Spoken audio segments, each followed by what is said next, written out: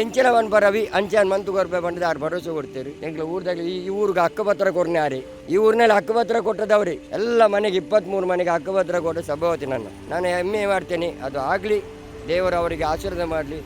ಇನ್ನು DCM ಆಗಲಿ ನಾನು ಕಾಯ್ತಿದ್ದೇನೆ ಅಷ್ಟೇ. UT ಖಾದರ್ ಸರ್ ಆ ಭಾವನೆಯೇ ಇಲ್ಲ ಅವರಿಗೆ, ಜಾತಿ ಭೇದವಿಲ್ಲದೆ ಪ್ರತಿಯೊಂದು ವಿಷಯದಲ್ಲೂ ನಮ್ಮ ಈಗ ಚಿರುಂಬ ಭಗವತಿ ಕ್ಷೇತ್ರ ಅಂತಲ್ಲ, ಯಾವ ಪರಿಸರದ ಕ್ಷೇತ್ರದವರು ಹೋಗಿಯೂ ಅವರಲ್ಲಿ ಏನಾದರೂ ವಿಷಯವನ್ನು ತಿಳಿಸಿದ್ರೆ ಅದಕ್ಕೆ ಬೇಕಾದ ರೀತಿಯಲ್ಲಿ ಸ್ಪಂದನೆ ಕೊಟ್ಟು ಜೀರ್ಣೋದ್ಧಾರ ಕಾರ್ಯಕ್ಕೆ ಅವರ ಕೈಯಲ್ಲಿ ಎಷ್ಟು ಆಗುತ್ತೋ ಅಷ್ಟು ಕೆಲಸವನ್ನು ಮಾಡಿಕೊಟ್ಟಿದ್ದಾರೆ. ನಮ್ಮನ್ನ ಸರ್ಕಾರ ಮಾಡಿದ ಕೆಲಸ ನಾವು ಯಾವತ್ತೂ ಮರೆಯುವುದಿಲ್ಲ. ಯಾವ ಸರ್ಕಾರ ಸಹ ಮಾಡಲಿಲ್ಲ. ಜನರು ಹೇಳ್ತಾರೆ, ಜನರು ಏನು ಬೇಕಾದ್ರೂ ಮಾತಾಡ್ತಾರೆ, ಅದು ನಮ್ಗೆ ಗೊತ್ತಿದೆ ಅವರು ಮಾಡಿದ ಕೆಲಸ. ಇನ್ನು ಮುಂದೆ ಸಹ ನಮ್ಗೆ 5 ವರ್ಷದಲ್ಲಿ ಅವರ ಸರ್ಕಾರವೇ ಬೇಕು. ಎಲ್ಲ ಧರ್ಮದಲ್ಲಿ ಭಾಗವಹಿಸ್ತಾರೆ, ಮನುಷ್ಯನಾದವನಿಗೆ ಅದೇ ಬೇಕು. ಈ ಧರ್ಮ ಜಾತಿ ಎಂದು ಎಷ್ಟು ಜೀವಗಳು ಹೋಗಿದೆ, ಈಗಾಗಲೇ ಹೋಗ್ತಾ ಉಂಟು.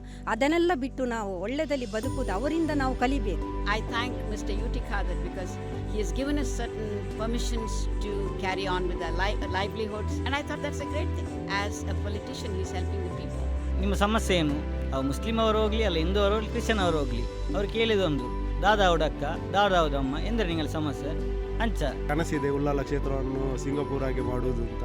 ಅದು ನಿಜವಾಗ್ಲೂ ಆಗುತ್ತೆ, 100% ಆಗುತ್ತೆ. ಅವರು ನೆಕ್ಸ್ಟ್ ಇದು ಮುಖ್ಯಮಂತ್ರಿ ಅವರು ಆಗೇ ಆಗ್ತಾರೆ, ಯಾಕಂದರೆ ಆ ಥರ ಓಡಾಟ ಮಾಡ್ತಾ ಇದ್ದಾರೆ. 2000ರಲ್ಲಿ ನಾನು ನನ್ನ ಕಣ್ಣು ಆಪರೇಷನ್ಗೆ, ಆಮೇಲೆ ಕಾಲು ನೋವಿಗೆ ಏನು ಮದ್ದು ಬೇಕೋ ಅದನ್ನೆಲ್ಲ ನಾನು ತಗೊಳ್ತಾ ಇರ್ತೇನೆ.